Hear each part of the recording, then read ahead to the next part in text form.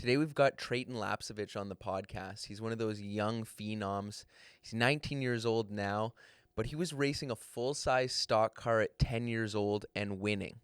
He won a NASCAR sanctioned series championship at 11 years old and has been running late models and now the Canadian Nascar series ever since. He won 2 races last year. He's won some big sim races online.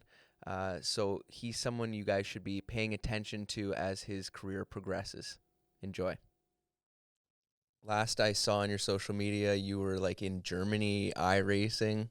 What's the deal there? Yeah, so I went to Germany with D-Box.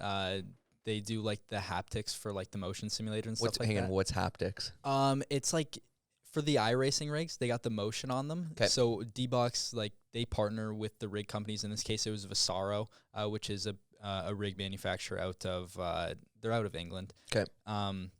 So it's like for people who don't know, the rig is what you're sitting in, right? Yes, exactly. Okay, so it's like what's simulating the real cockpit of a car, right? Basically. And D-Box is doing the motion for these rigs? Yeah, okay. That's right. So D-Box does all the programming as well as like the physical features for the rig that make the rig move like with the track when you're using it on.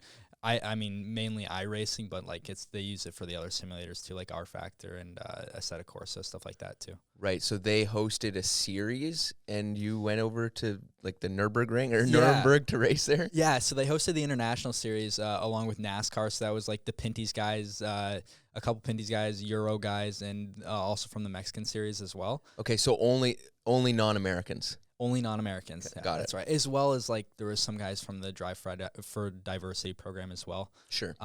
Yeah. So there was a big sim racing conference in Nuremberg, Germany. ADAC sim racing. I didn't realize how big it was until I got there. It was huge.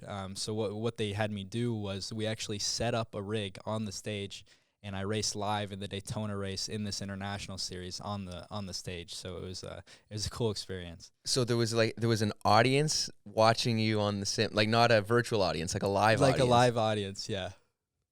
Wow. And you raced. Oh, and so it was the NASCAR International Series, and you raced at the Daytona Oval. Mm-hmm. Okay.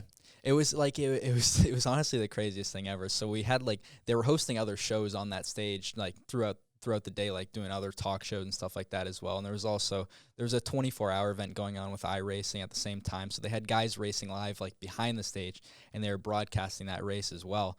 But like the time slot that we had to get the rig on the stage, like we completely set up a full motion rig with three screens on the stage in a time period of like 10 minutes. I just made it in time for qualifying. Missed practice. Obviously, it wasn't a problem. It was Daytona anyways. But it just made it for qualifying, which was a sigh of relief. And of course, once we got it set up, we had problems. We couldn't get one of the screens working as well. So you ran it with three screens or 2 screens? No, so we just got the third screen working like during qualifying. It come back on. So. Jesus. So why Germany? What was the deal there? I think so. It's just I guess it's a yearly thing. They host a sim racing conference there. It's like, I guess conference isn't really the way to describe it, but it's like similar to Motorama for people here to that but for sim racing, like they do have a car show attached with it, but like all the big sim manufacturers that like not only manufacture the rigs but also the hardware, like the steering wheels, the pedals, the shifters, stuff like that. They're all there. So I think that's why we ended up in Germany. So it happens there every year. Did you win? No, I finished third. Okay. I was leading the whole race and like second the whole race, but like you know how Daytona goes, it just at the end it gets a little hectic. So I ended up being stuffed in the fence like with 1 to go, but it was a cool experience. There was about 100 people watching it live, which was like it was definitely really cool. And like I couldn't see them because I was facing the other way or hear them. You're wearing headphones. Exactly. So I didn't know until like there was a lot of people clapping and cheering after the race because that was different for them, you know, because in Germany and in Europe, like they're big into road racing too. So like, being on the oval was definitely a different scene. Well, it's certainly like Daytona's certainly racier than any road course. Yes. Yeah. Huh. Now, do they pay money for that series? I think like they're the presenting sponsor of it. So like every race was broadcasted on Twitch, like the NASCAR social media channels on Facebook, Instagram. Or I don't know, not Instagram, but they were live on Facebook, YouTube probably as well. So I think that they do put up prizes for the drivers. Not really sure yet. I know they did last year, Right. but no, it's a cool deal. So to jump into your physical racing in the real world, you like, and I only know you guys peripherally, like, you know, just my limited experience in the Pintys series. You know, when I show up, your dad's running there when I did my first race in 2011. But you guys are third generation or more race car drivers? Third generation, Okay. yeah. So your grandfather, is this your dad's dad? Yes. Okay. And what did he run? He ran street stocks at. He was actually a dirt guy. It was like Speedway Park. I'm kind of uncertain of like the whole history of the tracks and stuff like that. I know he did a little bit of dirt, a little bit of asphalt as well, but I know he probably Maryville, Flamborough. I know it was big for him as well. So he did a lot of street stock racing, and that kind of passed down to my dad and his brothers as well. So there was obviously my Uncle Jimmy, and then Joe was his brother. And they did the racing. I forget what the series was called. A lot of road racing. But in stock car stuff? In stock cars, yeah. So so is that it? There was just three boys? It was three boys, yeah. Okay, so and then they all raced. Yeah, they all raced. My dad and my Uncle Jimmy did a race in the Cascar. Yeah. The Cascar days, and then Uncle Jimmy kind of wasn't into the racing as much, I guess, at that point. So my dad kind of continued, and obviously like into like the modern day NASCAR, Canadian Tire Series, Pinty Series. Right. Now, so when did your grandpa retire? When like your dad and uncles got into it, or did he continue to run like till he was older? See, I'm not really sure about that part. I do think that he stopped when my dad and brothers and my uncles got into it. That's kind of as far as I know. Yeah. Right. And then when did, you know, I guess like you've got this kind of racing family and you guys have a shop. Did your dad and your uncle share a shop for the Cascar and NASCAR stuff? So my grandfather actually owned a electrical contracting company called B&J Electric. So we had a shop in Hamilton, a bigger shop. So there was the electrical side of it. So they used it for like warehousing, housing materials, stuff like that. And then they had a race shop side of it too. So like the B&J business kind of functioned as a race shop and an electrical business at the same time. So it was my dad and my uncle racing out of the same shop like throughout the Cascar days and stuff like that. And did your dad and your uncle both work for your grandfather? They did, yeah. Okay. My dad was big into the electrical business, and then my uncle actually, I'm not really sure when he moved, but he moved to Elmville, which is obviously north of where we live in Grimsby, Hamilton area. So he ended up starting his own Tim Hortons franchise there. And he kind of got out of the electrical side of things. But my dad continued it until my grandfather passed away, and he started his own company. Right, and your dad still runs a business. Yeah. My dad, he basically took the assets that B&J had and just downsized, because B&J was a pretty large company. They had a lot of employees that did a lot of work, but it wasn't just something that my dad could handle himself right away. So, but he's been really busy and successful with it. Right. Now, so that's where for people who don't know, I guess that's where the Tim Hortons connection comes in, is Jim, your uncle, and he just had one store up there? Yeah, well, it goes back a little further than that, actually. It's funny because me and my grandmother were talking about this the other day, but my grandfather had a really good connection with Ron Joyce through the Tim Hortons, like the Tim Hortons Children's Foundation, stuff like that. So they had a really good connection. They went on vacation together, did all this stuff. So that's kind of where the Tim Hortons connection came into. And then my grandfather, like my uncle, got set up with just a single Tim Hortons franchise up north. Yeah. Right, and then Tim Hortons was on your dad's car forever. Yeah, Tim Hortons. I think it was like a 16, 17-year deal or something like that. Like it was a very long time, and it went up until my brother started in the Pinty series in 2015. Right. So yeah, I remember Caden ran a Tim Hortons car, and then that deal went away. Was that like a kind of devastating for him, or for how you guys kind of saw the future of your family team going? It was. I mean, like that's kind of the whole turning point in all of our careers was really the loss of Tim Hortons. It had to do with an ownership change, like internally. But no, like since then it's been difficult for us for sure, because like when my dad was racing, my brother started, you could always we always relied on Tim Hortons. Like they were a big part of our whole racing deal, especially like we were racing quarter midgets, driving across the United States every single weekend. So we were spending a lot of time and money there as well. And then obviously when it came time for Caden to move up, like, and not having Tim Hortons and stuff like that, it was difficult to like secure that funding to keep going further. Totally. Yeah. So you got now your dad's kids. You guys there's 4 of you guys. Yeah. Okay. And you are the second oldest. The second oldest. Yeah. Got it. Okay. So Caden's your older brother, who I've raced against. Who is he still the youngest guy to win a NASCAR race or a Pintys race? He's the youngest guy to win the Pintys race, and I think he's the youngest champion. For sure. Definitely the youngest champion. Right. Now, did you and him, how many years apart are you guys? We're 4 years apart. Okay. So he started racing quarter midgets? Yeah.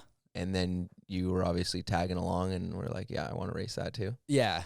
So he started in quarter midgets.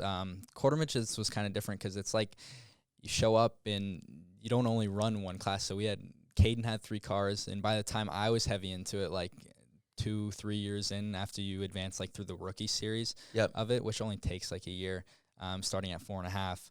4.5 years old. 4.5 years old. So then I had 3 cars too. So now we were traveling around the United States with just a 28-foot trailer with 6 quarter midgets stuffed in it. Holy cow. So we got big into that. And then my little brother, Ryden, which is he's 2 years younger than me, he was kind of just getting into the quarter midgets once Caden came back to Canada to race, and then I was coming back to Canada to race. So he kind of got the short end of the stick on that deal, definitely, because, I mean, Caden and I developed quite a bit, like running the quarter midgets. It was a lot of good experience, and racing as much as we were, too. It helps a lot. So how many races were you guys doing a year?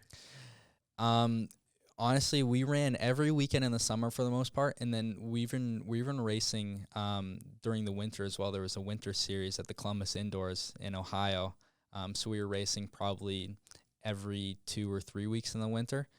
Holy cow. So, and I mean, that's like every time we showed up to the track, we were running at least 3 classes. So it was 3 races every weekend for sure. Your dad's a madman. Yes. He's sick for it, eh? It was all my dad and my mom. They did everything for us then. So. Wow. So quarter midgets, because I've never even seen a quarter midget race live. They're like essentially like a go-kart with a roll cage. Yeah, exactly. They're a exactly how you explained it, honestly. Like we run Honda and Deco engines. Yep. So there's different classes, there's different restrictor plates, stuff like that. But for the most part, we're running around little ovals, always oval racing, never any road courses with quarter midgets. But just like for the most part, 6-second laps. Like you're just kind of, holy cow! It's almost like they look like a slot car on a track, honestly, because we're just like around and around and around. And 6-second laps. Yes, they're hooked up, and then but how are you even getting passing done on in those? Well, so that's what I mean. Like there was a lot of development in quarter midget racing because like they were never easy to pass in. Like you always had to set the guy up. Obviously there was no mirrors, there was no spotters, anything like that. So it was kind of like you had that feeling when someone was at your left rear and you just knew that you had to give them the lane. But for the most part, every time you had to pass, you had to always, and my dad always emphasized this a ton because like passing was the big thing. If you couldn't pass, you're not going to win. You're not going to win. Right. So, I mean, we always had to really swing it wide into the corner and just get that drive off to get underneath them because it was all momentum-based for the most part. So as long as you could keep your momentum up and get around someone, then you were good. But, no, I think that's something that really carried along with me, like moving into stock cars and stuff like that because, like, it's all comparable. Right. I think, whenever I get asked the question similarly, like go-kart racing, there's so many guys who start racing in cars and they can run a fast lap. Yep. But, maybe if they're lucky during a race, they're kind of early days, they're going to pass a guy. Mm-hmm. one time a race. Yeah. Like whereas in karting, it could be like, you could make 50 passes over the course of a weekend. Exactly. And then you do that every weekend, and now you're good at outbreaking the guy. Yeah. So Caden's running, you're running. Do you guys have, well, let's just stick to you. Do you have any major success in the quarter midgets? Like, I don't really know how competitive it is or how big a stage it is. Yeah, so I mean, like, how quarter midgets operated, like, we would have a club that we raced at. So that was, for us, it was Waterford, Michigan, is where we raced at, like, for the most part in the summer. But there was also national races and then as well as grands. So we started, like, we were feared, honestly. Like, we were winning a lot of races.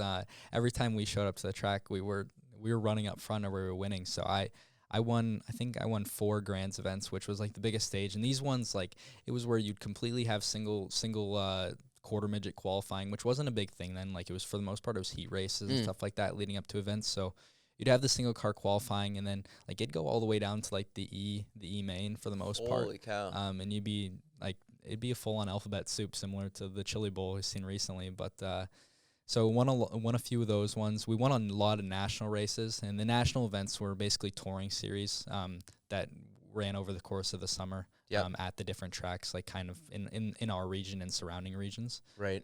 But no, we ran all the way from like California. We were in Portland, and then all the way out east as well. Like that, it sounds like that's what you guys were doing full time. Like, how did your dad? He's a superhero. Yeah, I mean, like, for the grands events, we would be leaving on like a Monday, and we'd be getting back on a Wednesday. Like, it would be over a week. We'd be away for over a week, and then, I mean, all my friends at school, they knew that when we were racing like kind of close to home, like Michigan, Ohio, Indiana area, they always knew that I was going to be leaving Thursday. Like, I'd be away Friday. So wow. It was definitely a lot to handle, like, I'm sure for my parents as well, but it was a good experience. And that, like, what was the mindset, and maybe you don't know because you were so young, but what was kind of the mindset of your dad saying, hey, we're going to go race quarter midgets and we're going to do it, at this level? Yeah, I'm really not sure how we ended up in quarter midgets, honestly. Like, I don't know what made him decide against go-karts, and I don't know where the connection was to quarter midgets either, because is there any tracks in Canada? There is one track in Canada, and it's in British Columbia. So like, there's nothing close to home at all. Right. But I don't know. I think for the most part, it was because I mean, he was big into road course racing. My dad was, but I don't know. It had to have been something with the ovals. Right, and maybe because did he do some ovals in the NASCAR stuff? He did do ovals, but my dad was mostly like, he kind of cut his teeth doing sports car racing, right? The road course stuff. But so that's why I'm really not sure what I actually have to ask him about that, like going from quarter midgets there. Because to go and make your kids oval guys. Yeah. Yeah. Huh. But like, yeah, clearly the way you put it now, like, because I've seen a couple of those races on YouTube or whatever, and it's ridiculous to try and get a pass done. And yeah, now that you put it that way, yeah, it probably builds some racecraft. So is there a senior class for those, or once you're kind of done being a kid, is there a place to go, or what was the plan?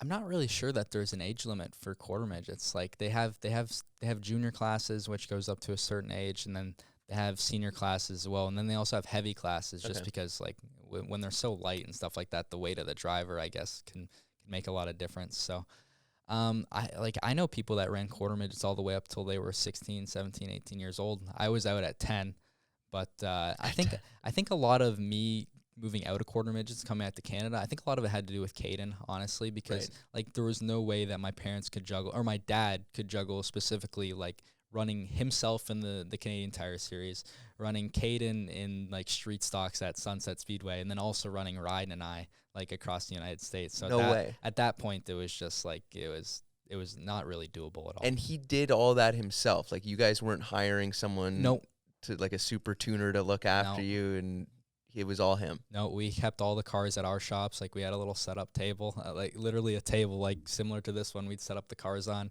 every week, and then we'd go to the track each weekend. Like, my grandfather was a big part of that as well. He would do a lot of traveling with us too. So Caden comes back here to Sunset. because that's the next logical step in oval racing is to start at a local track and race street stocks or whatever it is. And then you come back with him at 10 years old and you start running full-size cars at 10? Yeah, my first car was a Nissan 240 at Sunset Speedway. I started running a mini stock. Okay. I did a couple races when I was 10. I did there were some specials that I did, but I did a lot of practice laps prior to that. I mean, I had to have logged like over 500 laps just practicing. Really? Because obviously everyone was skeptical. At that time, it wasn't really as common for kids to be in stock cars that young. Well, dude, it still sounds insane. Yeah. Like I always say like, oh yeah, kids down in North Carolina, they're 12 when they get in a car. You're 10. Did you have to get like special permission or? I think so. I think a lot of the deal with the practice laps had to do with getting like approval from the track and from the insurance companies and stuff like that, like to be able to actually race in an event. Yeah. But yeah, I mean, at that point, like I said, it was unusual to be starting that young, and I mean, it could be comparable now too. But so I mean, everyone was skeptical of me going out there at 10 years old and racing. But like, I think I kind of showed very soon or very early that I was comfortable racing against these guys. Right, like you're racing, closer in go-karts than in a car for sure. What was your confidence level coming back to Canada? Like, are there any guys that you race quarter midgets against that are now, running Xfinity or Cup kind of thing? Tons of them.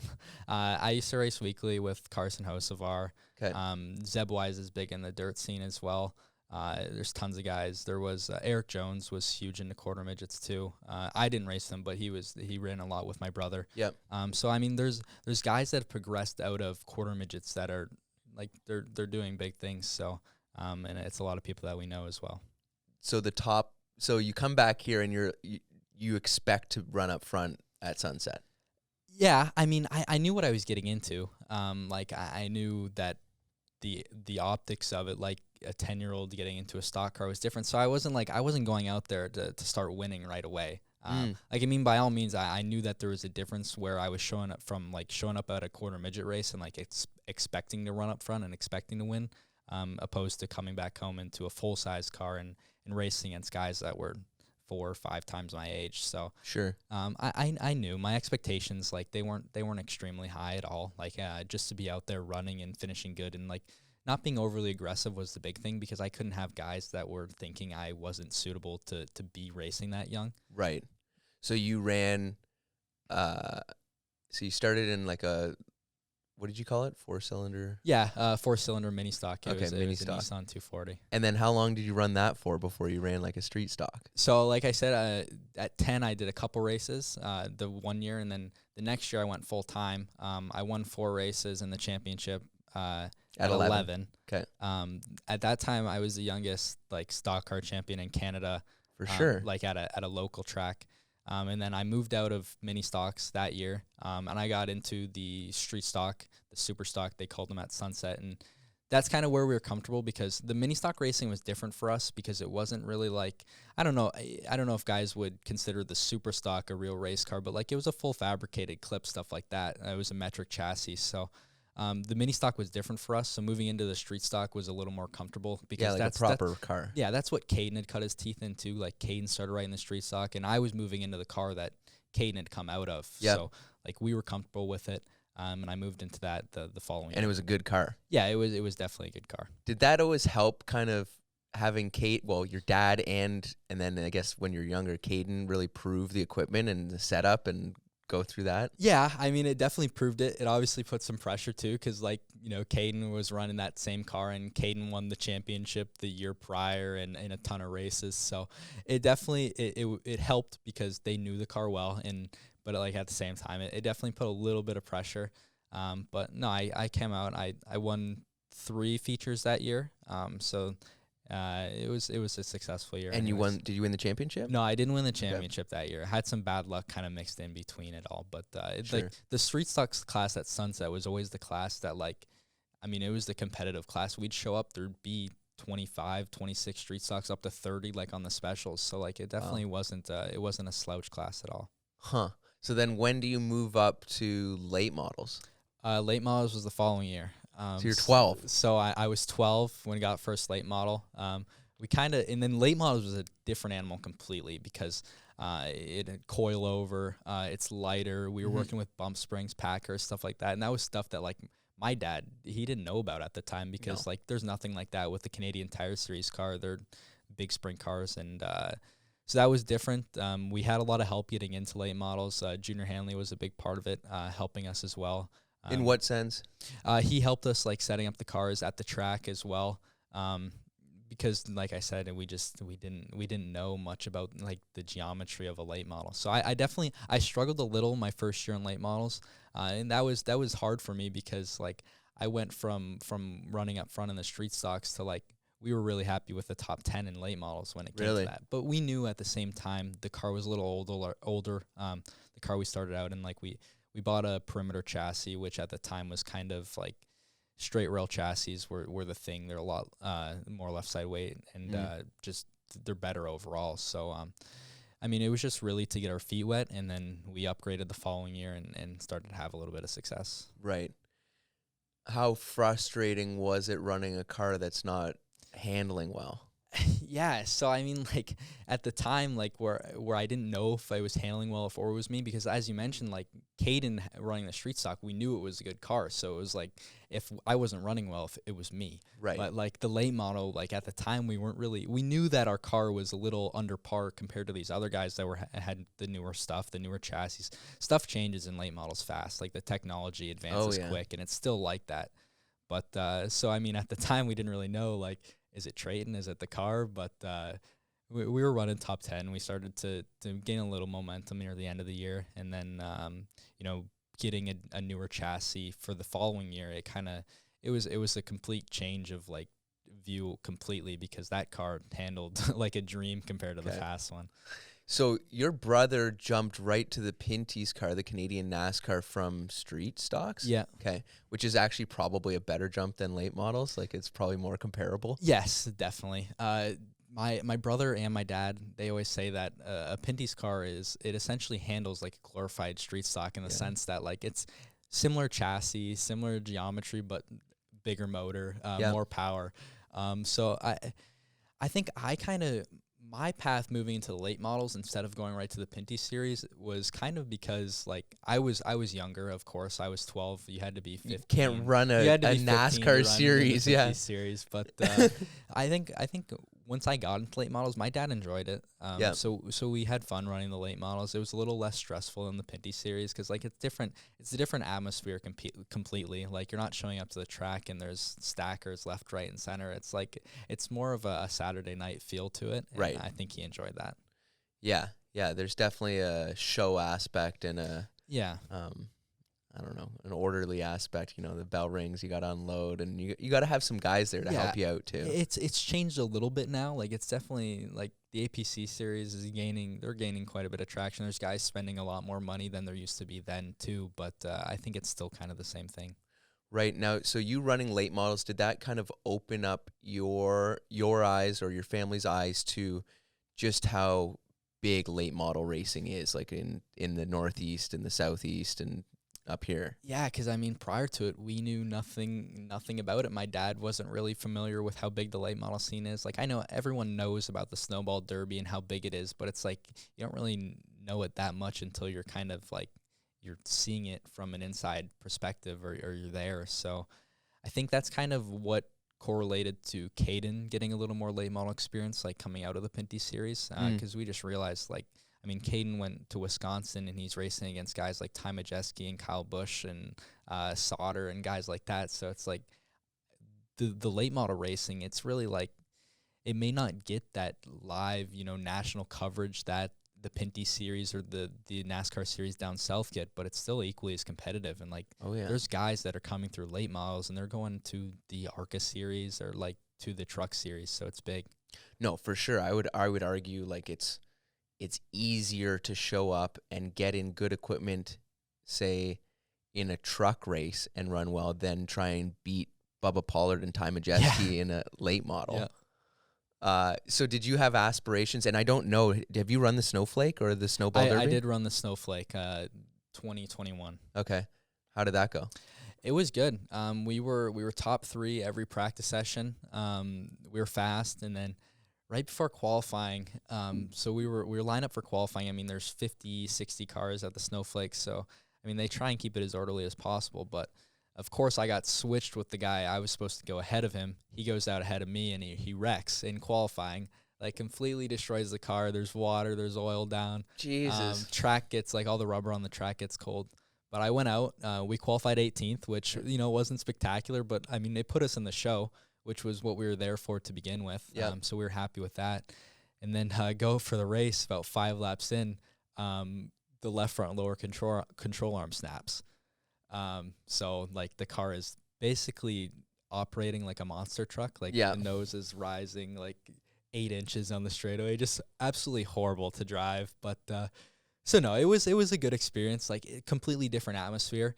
We were happy. Like I said, we were happy just to make the show, really. But once we got there and we saw the speed that we had, it was almost disappointing that we had that issue in the main event, because we still came out with a 14th place finish, which, I mean, like, it isn't spectacular at all, but it's just like what could have been had we not had those issues with Right, the you car. were an honest top 5 guy. Yeah, exactly. Right. Do you have aspirations to go and run the Snowball Derby? Yes, Yeah. I'm trying. I would have liked to run the Snowflake last year as well. In 2022, we just couldn't quite put it together, but hopefully we can go back down this December. And you guys have a super late model to run? So we have a pro late model that we run on the APC Series, and that we ran on Snowflake as well. But the good thing about those cars is that it's all comparable. So you can basically transform a pro late model into a super late model just by getting, like, the drivetrain of the super late model. So it's all the same geometry for those cars. It's just the motor that changes going from class to class. Right. Now, your brother did the 2017. He was part of the 2017 NASCAR Next program. Was that kind of an eye opener for him and you guys? Like, you haven't been a part of it, right? No. Are you disappointed that you haven't been a part of it, or do you think it means anything? I don't think they're doing it anymore. Oh, really? No. Okay. But I didn't even know. Yeah, I mean, I think Caden, for him, it was a good experience in the sense that, like, he got better with the media. He got better with talking. He understood more about, like, what kind of relationships building with sponsors and stuff like that. I think Caden was a little disappointed that it didn't lead to more for him, because after 2017 in the Pinty series, that was really his last time racing full time. Like, he hasn't ran full time since then in anything. And then, I mean, he's got a few opportunities within the late models, the Outlaw Super late models, but overall, I think in a sense he's happy where he's at Venturini, but I think he does wish that he was the one driving, and I think we all think that as well. For sure. So people who don't know, he's down at Venturini Motorsports, crew chiefing an ARCA car? Yeah. Okay. So he's crew chiefing Tony Breidinger at Daytona. I think he's crew chiefing a few races for her, and then a few races. It's kind of a car where there's no one running full time in. Like, it's just like there's a few different short track guys coming in and out, but I think he's doing 30 races or so over the summer. Wow. So, and yeah, like, he's obviously a super talented guy, the youngest guy to win a Canadian NASCAR series. And so is he still kind of trying to get his foot in the door a little bit, like, as being a crew chief and hanging around the shop? I mean, trying to do it old school? Yeah. I think there's still potential, possibly, and I think that actually comes more for, like, more into the late model side of things, because he's built a lot of connections there, like, surrounding the late model world, because he worked at Hamke prior to going to Venturini. So I think he's hoping for that opportunity to show up, and hopefully it will one day. But, like, if he wasn't there, he'd never know. So I think it's bittersweet for him being in the crew chief position, because he is in the grand scheme of things, but it's just like he's not doing the thing that he would ultimately love to be doing. Right. Now, you guys have always done it, as a family, out of a family shop, but the last 2 or 3 years, you've been renting a ride from Scott Steckley and running for his team. And people who don't know, he's arguably kind of the top level of equipment in the Canadian NASCAR series. Why that, as opposed to you guys doing it yourself? So once Caden got out of the Pinty series, like, we sold everything. So and all we kind of have left from the Pinty series is the big trailer. Okay. But no cars or anything like that. So I think when it came to running with Scott, it was almost a no-brainer in the sense that we had the support at the time, but we didn't really have the resources to build cars ourselves, and also the time perspective of it, because my dad, like, growing his business as well as, like, Rydens. Now Rydens taking that kind of positioning, running the weekly stuff where Caden and I were before. So, my dad doesn't have the time available to him like he once did. Yeah. So I know, like, it's a lot of money to build. Like, you not only have to build an oval car, you got to build a road course car too, and then you got to get the engines. Like, it wasn't. I think my dad, in a sense, when Caden was done racing the Pinty series, he was kind of happy to, like, see the door and see the light at the end of the tunnel. Mm-hmm. So for me to run in the Pinty series, we always kind of said that we're not gonna do it by ourselves like we had done with Caden. So. I had the right opportunities to go run for Scott, and that's kind of just how it all worked out. Right. So last year, you're running in good equipment. You were Rookie of the year before. You won 2 races last year, and the big one being Oshweken, the dirt race. That was kind of a big deal, 25 grand to win, right? And you're running against guys like Schrader, right? And Stuart Friesen, like real dirt guys. What do you attribute that success to? The thing about the Oshweken weekend was I didn't really go in there with much confidence at all because, I mean, I guess it was the same for a lot of us, but no dirt experience prior to that. So on the Monday, we were struggling. I self-spun like 4 times, and every time I self-spun, it was like, just please don't hit me. Yeah. But because no one really had much control or much grip, like, it was difficult.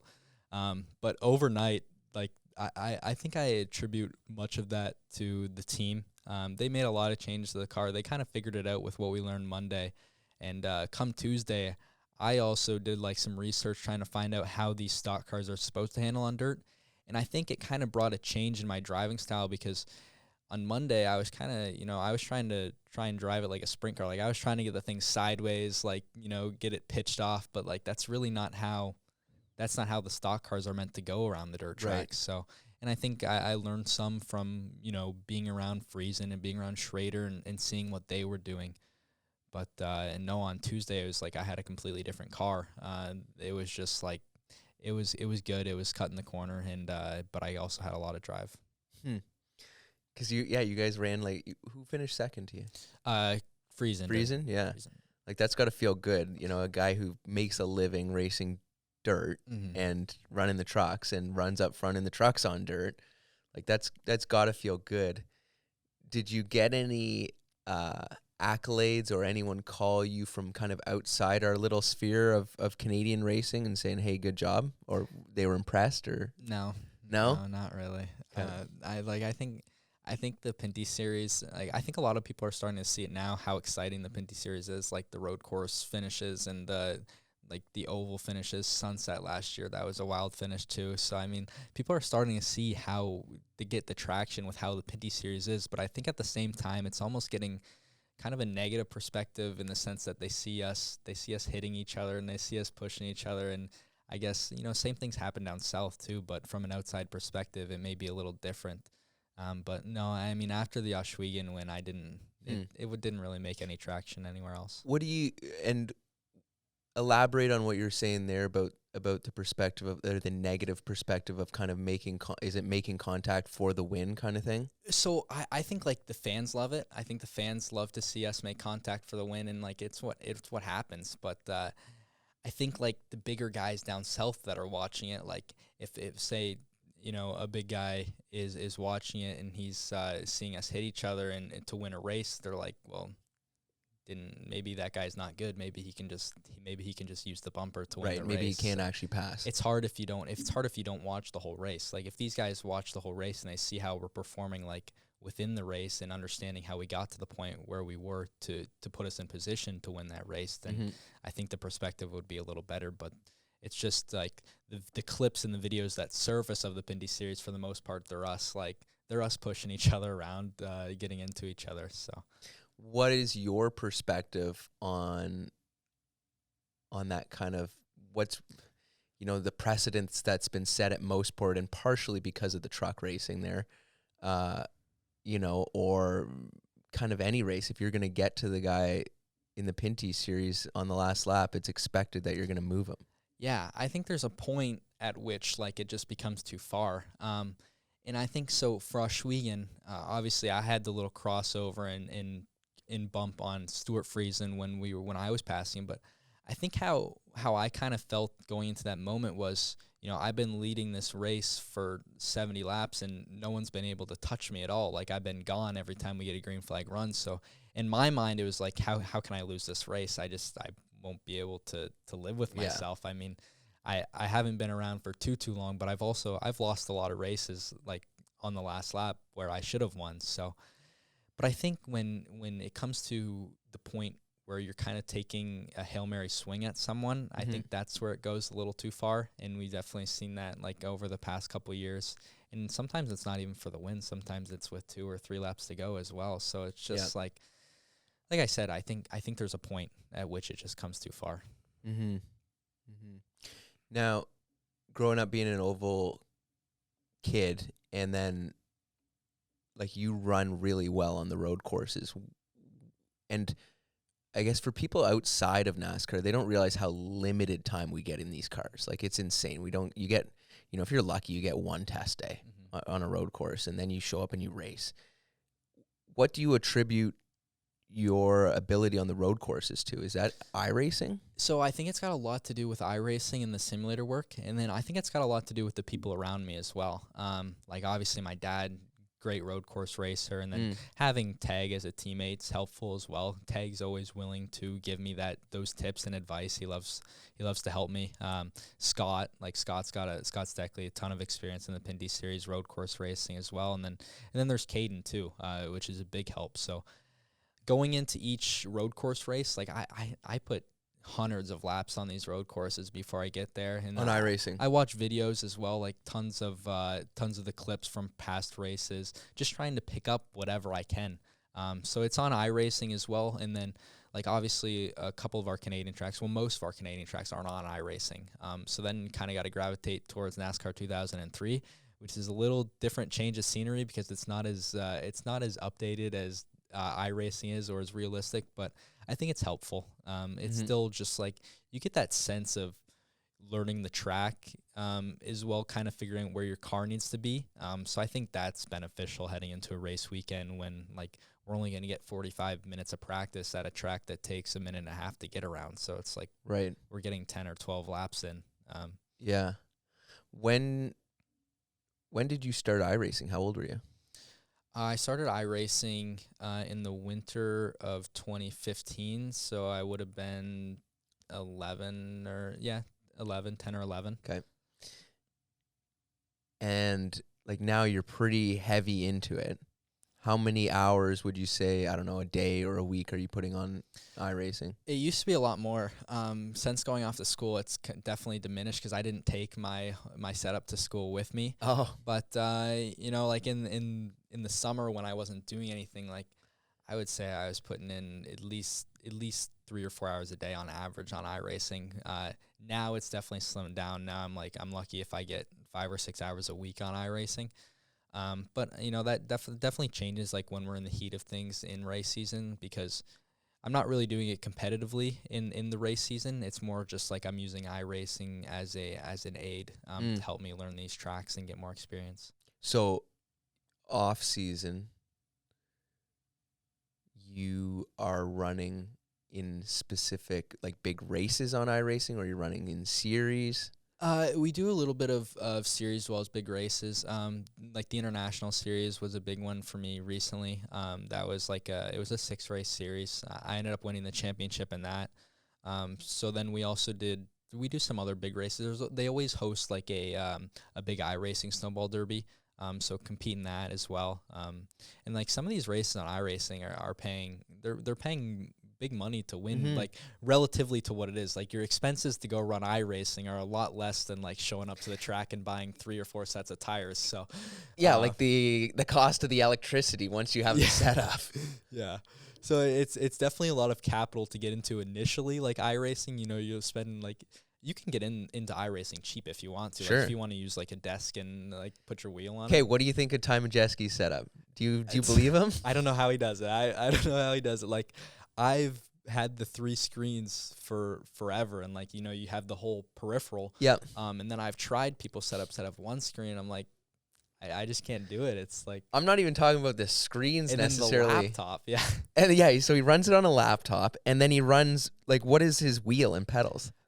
They're like Logitech. I think he like clamps his wheel to the Yeah. the desk, which it would be a Logitech wheel. Yeah. Which I mean, it's like a cheapy little wheel. yeah. I started with a Logitech wheel too, and I there's definitely no doubt that you can be just as fast with any wheel. I think it comes down to getting that realistic feel and personal preference. So like the Logitech wheel, I can go as fast as I want, or I can go as fast with a Logitech wheel as I go with a Fanatec wheel, but the Logitech wheel doesn't feel like I'm driving a real race car. Right. The Fanatec wheel feels like, you know, it feels a little more realistic, and that's because the Logitech is more entry level, whereas the Fanatec's kind of getting up there. But Right. from Ty's perspective, I think he just, you know, he's on the road so much and going places. I don't think he feels like he needs it. So, and he obviously doesn't. I mean, he No. was the highest rated driver on iRacing for years. So, Right. Which is crazy. Yeah. It's funny because I was in the NASCAR Next program the year before your brother, and I had no idea. Like, I didn't even know what NASCAR Next was. And then I didn't know who any of these guys were that I was in the program with. And Ty walks in and everyone's like, hey, like everyone knows who this guy is. I'm like, who is this guy? He doesn't even race NASCAR. He races late models. And everyone's just digging questions about iRacing. And then I look him up and I realize, oh, shit, this guy's got like the first and second account on iRacing. Yeah. So what are your thoughts on sim racing, I guess, going forward? Like, will it become, and maybe it already has, but will it become kind of like its own thing and discipline, and you clearly enjoy it as a separate from real racing? How do you perceive it? So I mean, I think sim racing has become its real thing. Realistically, in iRacing, like they're having the NASCAR Coke Series, which is like, I mean, it's a whole process to get into. Like you have to advance through 3 or 4 different rounds to get there. But like I think they're competing for about $140,000 purse now. And I know last year it paid $100,000 to win American, like to win the championship. So it's like some days I contemplate like, should I just commit to iRacing, because you know, like it's a lot less stress than real racing. Because like, I mean, every year we enter a new season for real racing. It's like, am I going to race this year, or like, am I going to be able to put this together again? But on iRacing, you don't have that. So, I mean, I think iRacing is going to continue to develop, and I think all these brands and companies that are getting into iRacing, a sponsor like Coke that's putting up that purse for the iRacing event, they're realizing how much exposure they can really get off iRacing in comparison to sponsoring a real race car, and the value for it too. Right. It probably costs them a lot less to get into iRacing than it does for them to sponsor Kyle Busch's car or whatnot. And they're probably getting a lot more value from the money that they're spending. So are you tempted to do it? I'm tempted to. But Can you get into it? Like, I don't know what it takes to qualify. So like it starts with the truck series. So I mean, all the like there'll be 200 or 300 people that like attempt to do it initially. And everyone's organized based on like their I ratings, their individual I ratings, which like you build I rating based on your skill level. Like you win a race, you gain I rating, you lose a race, you lose I rating basically. But so it starts out with the initial series, which is the trucks, and then they take 70 from that to another series, which is also another truck series. And then they take 20 from that to another series. Then you get to the Xfinity series. And then there you run against the bottom half, or the bottom half of the prior field in the Cup Series. So like then they put together another group of 40, and the top 20 from that advance back into like the Premier Series. Have you attempted any of these? I've fiddled around with the truck side of things. Like I've done the first few races, but it's just like I said, I was spending a lot of time on iRacing, but I'm not even putting in enough time to be competitive against these guys that are putting in 12 hours a day or so. Jeez. Like, and a big thing of once you get to that point is like the setup side of things. So guys are literally use Motec in real life to read the telemetry of real cars. Like, and there's guys that are doing that on iRacing, like trying to find every little bug or everything they can find within the system. So are there kind of like, bugs or glitches that people can exploit to be faster? Yeah, there is, and they get out really quickly. Okay. So like a recent one was there was a tire heating exploit where basically you'd come out of the pits in qualifying and you'd drag your brakes at like 20 miles per hour or something like that, and you wouldn't get a black flag, but it would heat your tires up.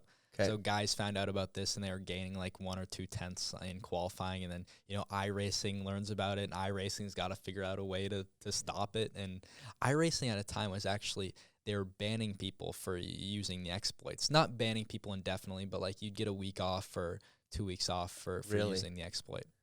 Huh. So instead of doing like the software fix, they were just banning people. Yeah. So that's what it started with, because they kind of just put out an announcement where like you can't do this, like don't exploit our system. But then like eventually they've made the software fixes.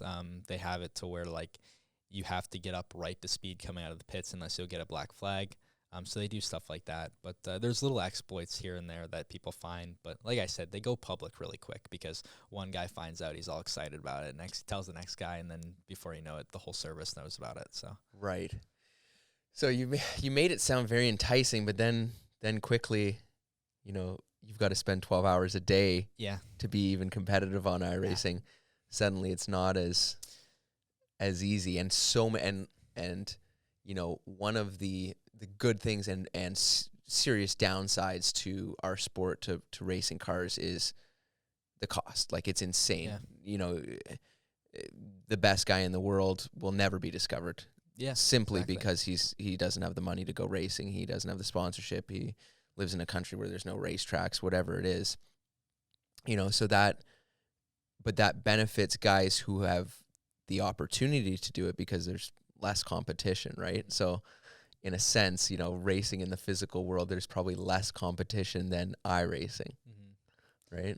Yeah, I mean, like there is a lot of good drivers on iRacing for sure. Like there's guys that are, like I said, it takes a lot of time to be good at iRacing, but at the same point, if you get to that level, like there's guys that are making full-on careers off it because like, they get these deals with like Roush Fenway Keselowski's sponsoring a team for that premier iRacing series. So now they got that connection with RFK. Same thing with, I think JGR has a team as well. So now these guys are getting that coverage from these big teams who have hundreds of thousands of followers on their account. And from there, they're able to start their own streaming platform because now they have this traffic. And there's guys that they're making a living off streaming as well as running in the Premier Series because they're getting checks every week for running in that iRacing series. As well, they're getting subscribers. They're doing more brand deals on the streaming side of things because there's an audience, like there's people watching for sure. So people, like, will you go in and watch iRaces? Sometimes, like if I'm not doing anything, like I'll watch people's streams because I got nothing better to do anyways at some points. So I definitely, it's definitely something that I would like to get into personally, but it's like I just don't have the time or commitment to do something like that. I've done it a few times here and there, but it's like if you're not doing it regularly and you're not building that audience, then it's hard to continue growing. For sure. It's hard. Like, as a viewer, it's always, oh wow, this looks great. That looks like fun. But then putting in weekly work to put out content for people, even if it's just streaming on iRacing, people expect that, and that's what's necessary to grow, I guess. Yeah. Now, those you were talking about, those are cup teams? Yeah. That have a guy, they hire him as their driver? What's the deal there? So like there's different cup teams that are getting involved. I know, like off the top of my head, there's RFK and JGR, and as well as like Austin Dillon started his own team, I think. So his own iRacing team. Okay. So what they're doing is after you move out of that the third stage in the process, which is the Xfinity Series. So now you have these 40 guys that are they're qualified to run in the Premier Series. So then there's all these teams, like it's not only the cup teams, but there's other teams such as like Space Station Gaming, which I think they're a brand like that are within the tech space. So they're sponsoring a team and they're hiring drivers. Like they're getting, it's almost like a draft kind of thing. They're getting these 1 or 2 drivers for their teams. And I think they're paying them. Like they have a contract. Like there's bonuses in there for winning races. There's, you know, weekly bonuses for depending on where you finish, and then obviously there's end of year stuff that's not only being paid by the teams but also by like iRacing and the purse as well. Wow. Do you make any money iRacing? I don't know. Okay. The only time I make money iRacing is when I do these bigger races, like these one-off deals, such as the virtual Snowball Derby or something like that, and then win it. I have won some big ones on iRacing. I won a virtual All-American 400. Okay. Which I think that was $500 American to win. Which, I mean, it was cool. It was like I spent 3 or 4 hours of my time. I didn't travel to Nashville physically. I did it virtually, and I won $500 American, which was big. And then their national series last year, I think I ended up with 2,000 American from that one. So I mean, cool again. And those are like the times where you debate, like, do I go for it? Do I go for it? Yeah. But no, at the same time, it's like I could never see myself physically not in a race car. It's right. I mean, because once you do it, and you know this, like you get into a race car and you want to do it again. So yeah, I mean, it's almost worth the stress of like all the other things that come along with it. It's like anything. The more effort you put in to have fun, you know, the bigger the payoff is in the end. And you know, even iRacing, it's not as much effort as waking up at 4 a.m., loading up, and you know, having put together a season's worth of sponsorship, having put together a crew, and all these guys coming out to help you and driving there and unloading and doing it. What is the goal for you as far as racing? Do you want to make a career out of it? Yeah. I think the short-term goal for me is I want to progress more down south. And like we were talking about the late model stuff earlier, and that's kind of where I want to see myself. Like, I really admire what like Bubba Pollard, Stephen Nasse, like what those guys do. Like they run across the United States every single weekend, like doing these huge races that are getting a lot of attraction and like a lot of good guys. There's good competition every single weekend. So I admire what they do, and I think that's where I see myself as the next step is trying to do more late model stuff around the States. But obviously the underlying issue is like getting that funding and getting the connections, because, you know, the connections we have in Canada, they're not the same ones that will want to go racing with me in the States as well. So it's just, there's a difficult aspect there. Right. Like I think in my eyes anyways, it'd be pretty difficult to find sponsorship to go late model racing in the States, as opposed to going to the truck series. Do you have aspirations to do truck races? I mean, obviously it'd be great to do them, but like, are you taking steps forward to get there? Yeah, I mean, so I think I see late model as a stepping stone there, just because, like you said, it's harder to get sponsorship to go late model racing. That's because sponsors place value on the NASCAR title. Like they love to hear NASCAR. So even though you look at it and maybe these late model races are getting more coverage than possibly a truck series event, like at the same time, it's a NASCAR truck series. So I think it starts with getting to late models, and I think it starts with building a name there and a brand. And I think from there, it's easier to get into the truck series. But at the same time, like, it's not even how it was 5 or 6 years ago, like, because the problem is there's a lot more money in it than the late model stuff to be. Yeah, I mean, it's like the guys coming out of late model that are eligible for truck rides now. They don't need to rely on a sponsor to get there. They can get there no matter what. They can get there on their own. So it's harder being an outsider and needing to build that funding to get there. So that's. And will you continue to run the Canadian series as long as you can? Like, I always look at it and I explain it to people outside that the Canadian series is really an end in itself. Like the K&N series and the ARCA and stuff, and even the truck series is really seen as a stepping stone. Whereas, you know, guys like DJ, guys like Dilly, guys like Tagliani and Ranger, and so many guys are there to make a living. Are here racing in Canada. It's the biggest series in Canada, and they're content doing it. The cost isn't stupid. You're not running 38 weekends a year. You're running 12 or 13, and you can make some money doing it. Is that appealing to you to continue on, or are you really want to? go down to the States. See, I admire what like Mark Dilley and Tag and Ranger and all those guys in DJ. I admire what they've been able to do like for the Pinty series, but I think like the difference between now and then was it's much harder to get to that point to be able to make a living from it. So like from my own perspective, I don't really see like running in the NASCAR Pinty series like being long-term viable for me. Like I don't think it's something that I'd be able to make a living doing. I mean, it's something that I enjoy for sure, and I love to do it more like than not racing. Sure. Definitely. But no, I mean, I kind of see myself on a similar path in to Caden.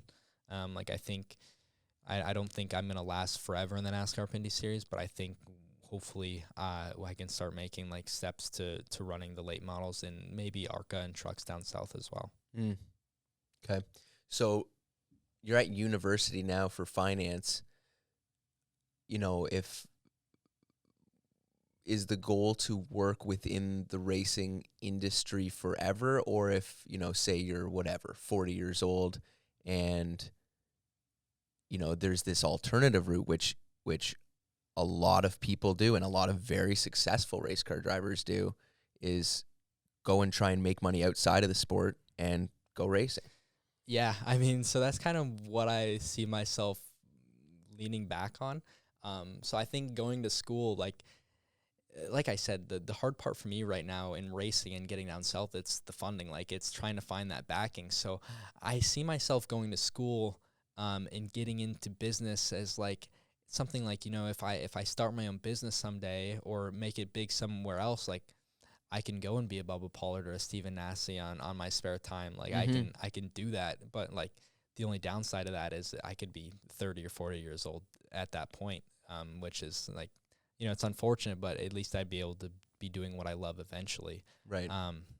But no, I think progressing through school now and being on the business side of things, I think it's helping me in the sense that I'm understanding more of how these potential partners that we have, sponsors, like I'm understanding where they see the value and how we can like create that value for them, which hopefully will continue to benefit me in the long run. Right. Yeah. It's got to make sense for them. Exactly. Otherwise, it's charity. Otherwise, they're doing it out of the goodness of their heart, and that doesn't last long term. No, it's got to make sense for sure. No, and it's especially like when we're at a point where we are now, like businesses they don't want to spend extra money. Like they're trying to cut costs, like at the point where we are with the economy. So it's like, what can we do to still be racing and still get these partners with the point where we're at? For sure. So some recent news, Ross Chastain's move is illegal now. the ringing around the outside on the wall. What are your thoughts on that? So I don't know how NASCAR can like. So I saw a really good point on, I think it was Facebook or Twitter right after the announcement happened. It was the video of Kyle Larson chasing down Denny Hamlin at Darlington, and like Darlington it's a track where you run the outside around. So Kyle Larson on the last lap, he put it on the outside, he put it on the wall, and he tried to drive around Denny Hamlin on the wall. And obviously that's a little different than running the wall at Martinsville and creating a big advantage there. So how does NASCAR decipher like running the wall at a track where you always run the outside, or doing what Ross Chastain did? So I think it needed to happen from a safety aspect of things, unless guys were. But at the same point, I don't know if everyone's crazy enough to try that. Like, I don't think so. If I'm at Sunset Speedway and I'm going for a win in the NASCAR Pinty Series, I'm not going to put it on the outside wall and try and drive around it, because I don't know what's going to happen. No, you're going to drive into the grandstands is what's going to happen. Yeah. We don't have a body like that. Exactly. So I don't even know if it was necessary for NASCAR to do anything, because I don't know if it's something we'd ever even see again. Maybe by Ross again, but I don't know if anyone else would do it. I don't know. Like, those cars, they look pretty sturdy. They are, yeah. And, you know, I think enough guys will spend time watching that tape that I think you would see a few guys try it. I don't know. I was talking with my buddy, I think it was even on the podcast, we were saying, like, what do you do if they allow that next year, right? And you're running up front or running second, you both have to go to the wall. Yeah. I mean, it was NASCAR was in a tough position. I think that's why we can't really criticize NASCAR for doing what they did, because it's like they don't do anything and like, okay, everyone's on them because now there's a safety concern and there's a competition concern too, because like you said, now everyone's going to be, you got to run the wall to block the guy behind you. Yeah. So, I mean, I think there just has to be guidelines on when it can be done, because I don't think like running the wall at Darlington is necessarily Out of bounds. Yeah. Like, because that's what you do at Darlington. You run up against the fence. So I think leaning on that fence to try and get a win, I think that's just doing what needs to be done to get first place. So Yeah. I think it's different at Martinsville. So I think they just kind of have to decipher what is allowed and what's not. And then I think in the same statement, or at least the same time, they're bringing rain tires to short tracks for ovals. Yeah, I don't know how I feel about that one. I mean, I've only run in the rain a handful of times, and like last year at Like on CTMP, road courses. Yeah, and last year at CTMP, I realized how much grip we have, and it's really not that much on the rain. So I don't know how we're gonna expect them to go put on a show at an oval on rain tires, because I mean the whole thing with rain, like once the rain comes down, you want to get out of the rubber, and I mean at an oval, getting out of the rubber means maybe 1 or 2 more lanes to the outside. So how are guys gonna race? I feel like it's just gonna be follow the leader the whole time. Yeah, I guess. But, I mean, you can say that about any one-lane track. Yeah. Guys are still going to pass. Don't worry. I don't know. Like, I think it's just one of those things where I'm trying to think of other sports where they get, like, really rained out. And it's just so unfortunate for such a big, stage, big venue. They sell all these tickets. Everyone's there. And then it's like, oh, it's raining. Sorry. Yeah, Go home. Come back next week. Yeah, like, and that doesn't fly anymore with the way the media works now. It did in the 70s and the 80s, but I think NASCAR's scrambling. Like, I think they have to do something. And I think it's one of those things where it's like I can't really be too judgmental of it until I see it. It's like, I mean, I was skeptical about them going to the LA Coliseum last year, and they went there, and like it was a good show in my opinion, anyways. So I mean, it's like NASCAR's doing new things, and everyone's going to be skeptical of it, but it's like we really just got to wait and see when it happens and then make our observances then. Right. Yeah, I don't criticize them for anything that everyone still gets to compete on an equal playing field. Like it's, the track's shitty. Everyone's on the same track, there's no, it's going to be a good show. Everyone's still competing. So whatever gimmick they throw, as long as it's equal for everyone, have at it. Exactly. So before I let you go, if you were to get your dream opportunity for one race, and now you're balancing the stage that it's on, like obviously winning the Daytona 500 would be huge, and then you're balancing this, how big the audience is, but also your ability to win it in that one opportunity or have a good showing. Where would you like to race? Or in what series, what track kind of thing? I think, like, off the top of my head, it's got to be the Snowball Derby. Because I think, like, you say Daytona and winning the Daytona 500 is big, but it's like, how good is your chances to win Daytona? Because it's like it's completely a toss-up at the end of Daytona. You never know. I think, like, the Snowball Derby, it's created so many NASCAR drivers. I mean, Eric Jones is only, I would say, a very good portion of his success is attributed to him winning the Snowball Derby and beating Kyle Busch. So I think the Snowball Derby is where a lot of NASCAR drivers have been born, and I think that in the right opportunity with the right equipment, like, I think that I could go to the Snowball Derby and I could be competitive. Right. So in your eyes, you think if you go and have, that type of show where you, drive around the outside of Kyle Busch or something like that, he's going to say, hey, come at least try my truck next year. Something like that. I mean, it's definitely different than it is now. Like we talked about earlier, like it's just like there's a ton of people that can just sign a check at any time to do something like that. So I think it's different, but I think at the same time, like as these drivers transition into owner roles, especially now there's Jimmy Johnson and Brad Keselowski and stuff like that, they're understanding more of like where they can pick out the real drivers. And I think they're almost starting to value like the talent aspect more than it was once, like in comparison to having the funding behind you. Right, because it's the drivers that are now the owners. Exactly. And they're kind of seeing like, drivers. Yeah, drivers. Right. That's a very good point. And yeah, they don't. And I don't know. I guess Kyle Busch and Keselowski have run truck teams for quite some time, and they still certainly take guys who will bring a paycheck at the end of the day. But I think a good example of that recently is Ryan Preece. And I would say that because I don't think Ryan Preece, like, I think he's had some good opportunities and some good funding, but he doesn't have that ability to go run full time in the Cup Series without having some sort of outside help or outside funding. So I think that portion where, like, I mean, Tony Stewart saw talent in Ryan Preece and is willing to put him in his Cup Series, right? I think that's a very good example of, like, where drivers are recognizing talent within other drivers and are willing to give him that opportunity. Sure. Yeah, like, I think what happened with him, he took his entire budget and ran, like, a Joe Gibbs Xfinity ride and won. Yeah. So I think Preece he's done like some stuff for Joe Gibbs, but then more recently he's been with Ford, and he won a race with DGR, I want to say, last year in the Truck Series, which opened some eyes. He either won a race or he ran really good. I think he won, though. And then, like, it's just these guys are realizing that Ryan Preece has the talent to be at the top level. He just doesn't have that ability to fund it himself. Right. So it's the Snowball Derby for you. If you think you can get a good showing, everyone's watching. Yes. Right? There's no conflict where people are watching other stuff. Snowball Derby's at that time of the year where people don't have anything else to do, so they're gonna tune up whatever place it's being broadcasted on, and they're gonna watch the Snowball Derby. So fair enough. Huh. Any other news or anything else to share with the audience?